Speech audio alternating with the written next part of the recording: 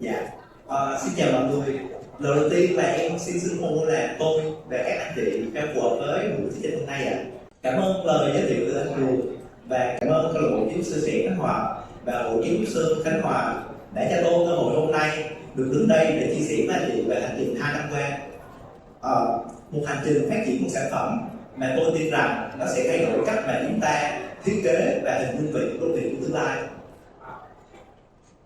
Dạ, và đây là những dự án mà tôi đã tham gia trong thời gian công tác vừa qua. Thì đây là những dự án với các quy mô và tính chất khác nhau. Thì tôi đã trải qua những ngày dài và rất dài ở AutoCAD.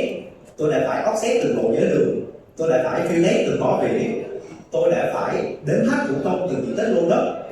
Để rồi sau đó khi nhận được yêu cầu phải thay đổi phương án thiết kế thì ta lại phải làm lại, lặp đi lặp lại ngày này qua ngày khác. Thì đó là một công việc rất là tẻ nhạt và dễ sai sót. Thì vậy tôi mới tự hỏi rằng liệu có cách nào khác không? Liệu có cách nào mình bớt tốn thời gian cho những thao tác thủ công, máy móc và dành nhiều thời gian hơn cho sự sáng tạo không?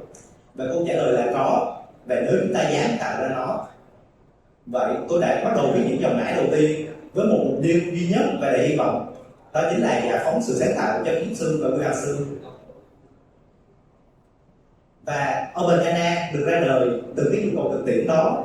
OpenANA là một phần mềm đơn giản, hiệu quả và hứng khởi, là một phần mềm thiết kế 3D với khẩu hiệu là quy hoạch thông minh, quyết định tức thì OpenANA muốn giải quyết được 3 vấn đề. Đầu tiên là tự động hóa những thao tác thủ công. Thứ hai là tính toán chỉ tiêu quy hoạch một cách tức thời. Chỉ tiêu quy hoạch ở đây là diện tích sàn, số sử dụng đất, mật độ xây dựng, tầng cao. Và quan trọng và trên hết là giúp các anh chị tập trung vào điều quan trọng, đó chính là ý tưởng, đó chính là thiết kế, là giấc mơ cho những thành phố của tương lai. Và đây là 4 nhóm công cụ của OpenANA.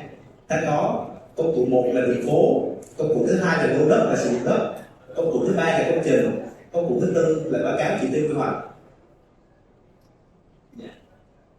Thì đây, đầu tiên trước khi vào 4 công cụ của OpenANA thì đây là giai đoạn của các anh chị khi làm việc với OpenANA. Đầu tiên ta có thanh công cụ là nơi khởi động OpenANA và có các công cụ như là đường phố, lô đất và công trình. Thứ hai ta có giao diện chính và thứ ba ta có ghi chỉ tiêu. Thì giao diện chính và ghi chỉ tiêu sẽ tương tác dựa trên đối tượng ta chọn trên khung hình. Như trên minh họa anh chị có thể thấy là chúng ta đang chọn cao ốc A thì các tham số của nó như chiều cao công trình, số tầng, diện tích xây dựng, diện tích sàn, chiều cao mỗi tầng đều được hiển thị trên bảng tham số. Và khi anh chị thay đổi tham số như thay đổi số tầng thì lúc này mô hình 3D sẽ được cập nhật tương ứng và chỉ tiêu quy hoạch sẽ được tính toán ngay lập tức cho toàn đô thị. Và sau đây ta sẽ vào công cụ đầu tiên là công cụ đường phố.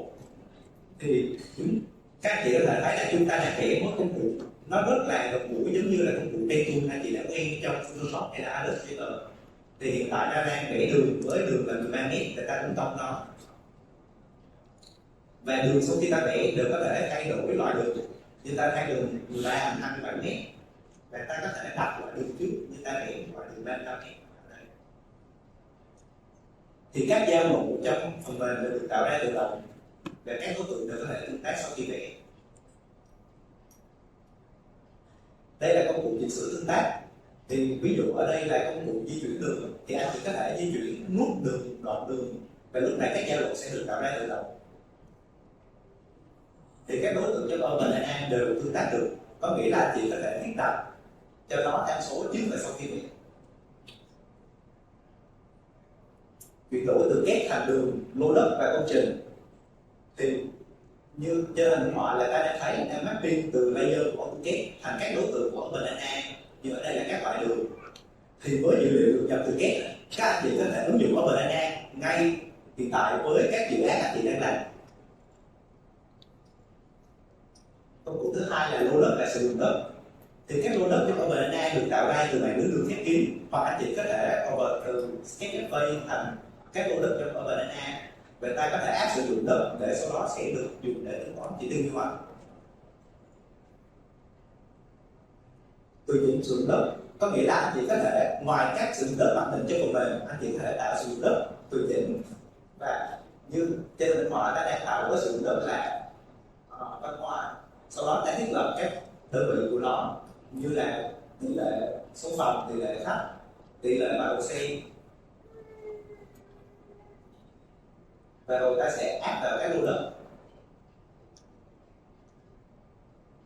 Thì với kết quả sau khi hoàn thiện, anh chị có thể thấy với lô đất văn hóa ta đến được tổng diện tích lô đất, tổng diện tích sàn, số lượng phòng, số lượng khách, số lượng bãi đỗ xe và diện tích sàn nhé.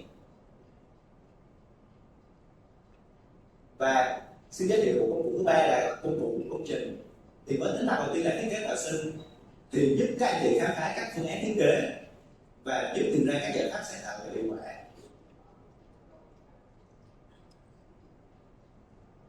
Mô hình tham số.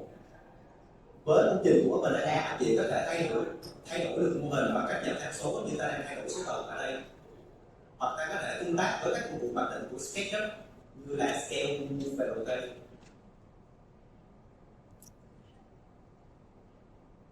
Chỉnh sửa tương tác là với công cụ này anh chị có thể chỉnh sửa công trình tùy theo hình khối của mình,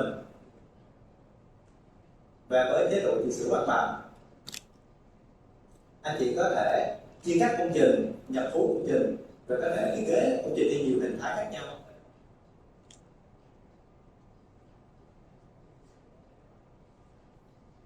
Và ghi chỉ tiêu quy hoạch, thì chỉ tiêu quy hoạch sẽ được ghi tức thời trên khung nhìn, giúp các anh chị đưa ra các quyết định thiết kế dựa trên dữ liệu.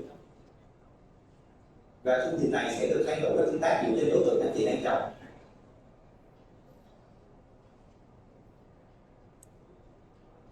Và báo cáo theo thời gian thực và số công kép về Excel, thì quy hoạch dựa trên dữ liệu thời gian thực, và sau đó khi đã hoàn thiện phương án, các anh chị có thể xuất Excel để làm báo cáo, xuất công kép để làm hồ sơ về các ấn tượng với khách hàng. Hiện tại ta có thể thấy hồ sơ minh họa xuất Excel của quyền mình có tên này.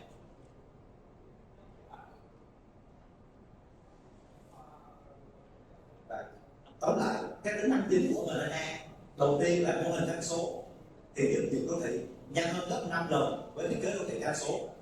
Cái thứ hai là chỉnh sửa linh hoạt với các công trục, với các công cụ đường phố, lô đất và công trình. Điểm thứ ba là tính toán thời gian thực, thì lúc này các chỉ tiêu quy hoạch sẽ được cập nhật theo thời gian thực. Ngoài ra các lý do vì sao chọn MNA, đầu tiên là cấu trúc chương trình làm việc, thì các anh chị có thể tiếp tục thiết kế ngay trong môi trường SketchUp mà không phải thay đổi môi trường làm việc. Cái thứ hai là kiểm soát dữ liệu của bạn, giúp các bạn lưu trữ dữ liệu bộ thì không phụ thuộc vào đám mây. Cái thứ ba dễ dàng làm quen và sử dụng. Urban Ana thì đơn giản với người mới nhưng mạnh mẽ cho chuyên gia. Và cuối cùng là nâng cao hiệu suất, thì nhờ thiết kế tạo sinh và tính toán tự động theo thời gian thực thì sẽ giúp ta có nâng cao hiệu suất. Thì các tính năng trong Urban Ana được thiết kế với một tiêu chí duy nhất, và chính là đơn giản, hiệu quả và hứng khởi, không thừa không thiếu. Thì hy vọng phần mềm sẽ là để các bạn ra ứng dụng với các ngành nghề. Với thiết kế kiến trúc và thiết kế đô thị thì giúp người thiết kế có thể mô hình hóa nhanh, tính toán chính xác chỉ tiêu quy hoạch chỉ với vài thao tác, giúp chúng ta tập trung nhiều hơn vào sáng tạo, ít hơn vào thao tác kỹ thuật. Với người quản lý đô thị và quy hoạch đô thị có thể giúp họ kiểm tra chỉ tiêu quy hoạch, thẩm định phương án, và từ đó hỗ trợ đưa ra quyết định nhanh hơn, minh bạch hơn, dễ dàng chuẩn hóa quy trình thẩm định đồ án. Và cuối cùng là giải pháp chuyển bất động sản, giúp giải pháp chuyển bất động sản đánh giá được tiềm năng lô đất và lập phương án quy hoạch sơ bộ chỉ trong vài phút, và từ đó đánh giá tiềm năng phát triển của dự án ngay từ giai đoạn đầu tiên. Thì tầm nhìn của Banana sẽ là một nền tảng cho các quyết định thiết kế thông minh. Hiện tại ở Banana mới vừa ra mắt vào năm 2024, và chúng tôi đã thực hiện được 4 tính năng đầu tiên, đó là mô hình tham số, chỉnh sửa tương tác, chỉ tiêu quy hoạch thời gian thực và thiết kế tạo sinh. Và trong tương lai sắp tới, ở Banana sẽ ra mắt với các tính năng là hình khối hữu cơ, quy định chỉ tiêu đô thị, địa hình, các mẫu kiến trúc, chi phí và phân kỳ thiết kế, báo cáo đô thị, phân tích năng lượng và đơn vị sàn căn hộ.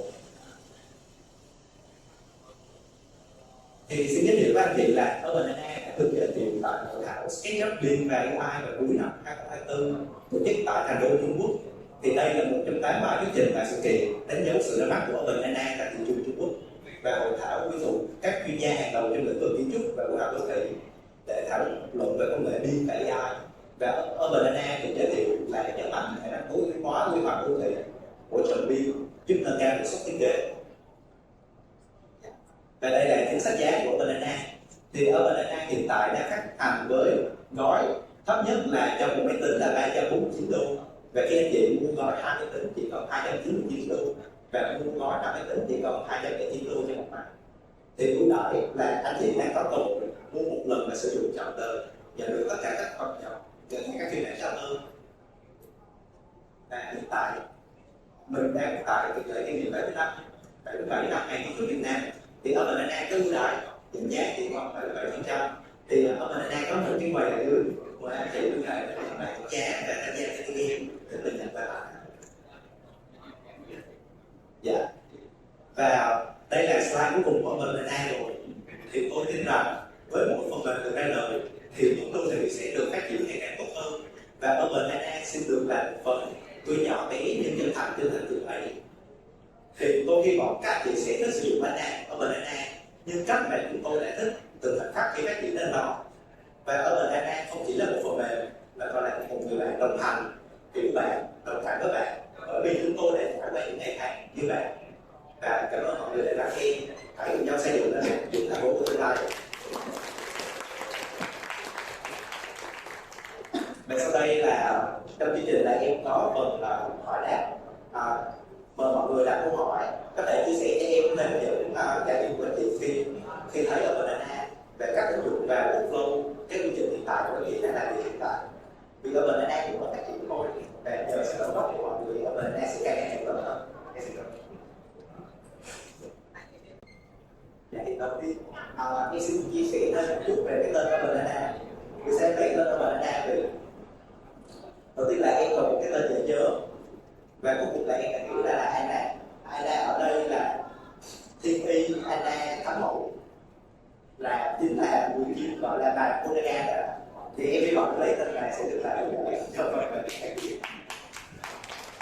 Nói thêm một mấy em là cái nhà. Kính thưa quý vị đại biểu, kính thưa bạn trẻ kỹ sư tác giả của cái phần mềm rất là tuyệt vời này. Đầu tiên thì xin chúc mừng bạn vì cũng nhớ không lầm là cách đây khoảng 10 năm thì một phần mềm tương tự của bạn đã có phổ biến ở trên mạng, rất ít người biết. Hôm nay bạn thì tạo ra một cái rất dễ tiếp cận chúng ta người ở đây. Thì đầu tiên thì tôi muốn hỏi hai câu thôi. Hỏi nhưng cũng là một cái nhắn gửi đến bạn. Thứ nhất là cái việc tạo ra cái đây là một cái built-in đúng không? Của setup không? Okay. Vậy thì bạn có ý tưởng nào để nghĩ đến cái việc phát triển một cái dạng này thành một phần mềm của không? Thì cái đấy nó cũng sẽ có lẽ sẽ giúp cho phần mềm nó phát triển xa hơn. Đấy là ý của mình, là cái thứ nhất. Cái thứ hai là trong cách thực hiện hiện tại liệu đã tích hợp vào được cái cách phần mềm JS chưa? Xin hỏi là ý. Xin ơn. Dạ, em xin cảm ơn anh Hùng đã có những lời nhận xét và cũng đã chia sẻ về phần mềm này. Thì lý do vì sao em phát triển trên môi trường SketchUp? Vì theo như khảo sát của em với rất là nhiều sư quy hoạch, kể cả Việt Nam và trên thế giới, kể cả môi trường ở Bắc Mỹ và ở các trường của A, thì mọi người đều đa số đều sử dụng SketchUp để làm quy hoạch. Thì hiện tại em phát triển ở đây là để tận dụng được khách hàng đang có của SketchUp. Và cái thứ hai là mọi người đã làm việc quen với một môi trường SketchUp rồi, mọi người sẽ không muốn đổi qua một phần mềm khác. Và cuối cùng đó là vấn đề lưu trữ dữ liệu cục bộ. Thì hiện nay những cái giải pháp như thế này trên thế giới của nước ngoài họ đều phát triển trên đám mây. Thì mục tiêu của em phát triển lưu trữ lộ bộ vì dữ liệu của quy hoạch rất là nhạy cảm. Thì dữ liệu của một nhà đầu tư thì mình không muốn để cho nhà đầu tư khác biết được, và nó sẽ mất cơ hội của mình. Thì em hỗ trợ cho SketchUp để có thể lưu trữ dữ liệu cục bộ. Và em hỏi một số bạn dạ, JS là sắp tới khi đang phát triển thì sẽ có thể tiến hành nhận được shape file từ JS để làm việc tương tác với các phần mềm như là Git hay là Qt.